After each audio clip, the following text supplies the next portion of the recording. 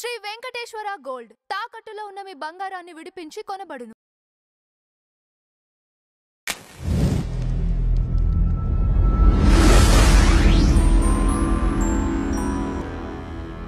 ఓం నమో వెంకటేశాయ.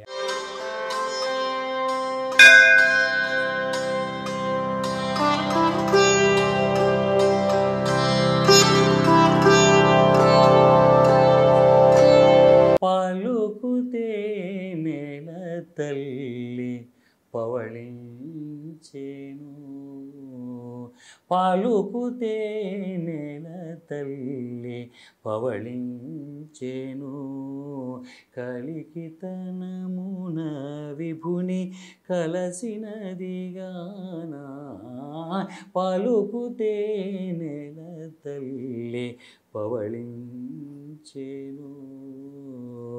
నిగనిగని మోముపై నెరులు గెలకుల చెదర పగలైన దాక చెలి పవళించెను, నిగనిగని మోముపై నెరులు గెలకుల చెదర పగలైన దాక చెలి పవళించెను, తెగని పరిణతులతో తెల్లవారిన దాక, తెగని పరిణతులతో తెల్లవారిన దాక జగదేకపతి మనసు జట్టిగొనెగానా, పలుకుతే నేల తల్లి పవళించెను.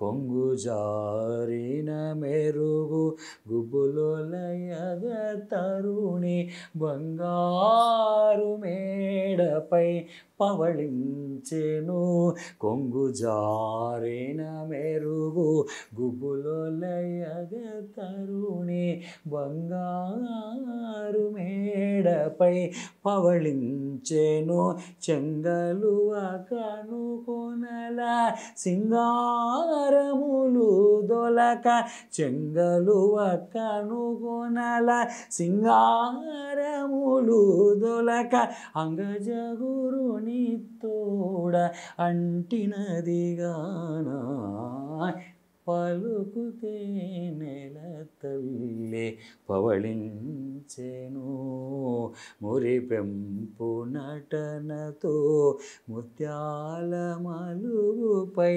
పరవశంబున తరుణి పవళించెను, తిరువేంకటాచల దిపుని కౌగిట కలసి, తిరువేంకటాచల దిపుని కౌగిట కలసి అరవిరైను చెమట అంటినదిగానా, పలుకుతే నేల తల్లి పవళించెను, పలుకుతే నేల తల్లి పవళించెను, పలుకుతే నేల తల్లి పవళించెను. ఓం నమో వెంకటేశాయ. పలుకుతే నేల తల్లి పవళించెను అనే సంకీర్తన ద్వారా శ్రీమాన్ శ్రీ తాళ్లపాక అన్నమాచార్యుల వారు అమ్మవారి యొక్క అద్భుతమైన సౌందర్యాన్ని మనకు దర్శనం చేయిస్తున్నారు. అమ్మ వాక్కు తేనెవలే బంగారం ఎలా ఉంటుందో అటువంటి వాక్కుతో శ్రీహరి హృదయాన్ని చూరగొని స్వామివారి యొక్క శాంతికి కారణమవుతూ రాత్రి పడుకున్న తల్లి పట్టపగలైనా లేయడం లేదు అని చెప్తున్నారు.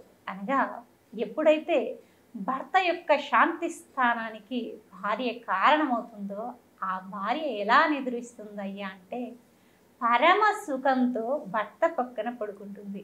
అనగా అమ్మ పరమ సౌఖ్యాన్ని భర్తకి అందించి అలాగే భర్త ద్వారా కలిగే ఆనందాన్ని తన మనస్సులో నింపుకొని ఉదయం వరకు పవళిస్తూ ఉన్నది.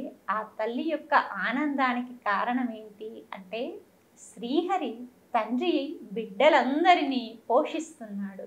అనగా ప్రతి జీవిని రక్షణ చేస్తూ ఉన్నాడు. అదే ఆ తల్లి ఆనందానికి కారణము. ఆ తల్లి హృదయ సౌందర్యాన్ని అర్థం చేసుకున్న పరమాత్ముడైన శ్రీనివాసుడు నా భార్య ఇంత గొప్పగా ఆలోచన చేస్తున్నది అని ఆ తల్లి గుణవైభవానికి పొంగిపోయి భార్యను సదా హృదయంలో ఉంచి భార్యతో కలిసి రమిస్తున్నాడు అని అన్నమాచార్యుల వారు ఈ సంకీర్తన ద్వారా తెలియజేస్తూ ఉన్నారు. ఓం నమో వెంకటేశ.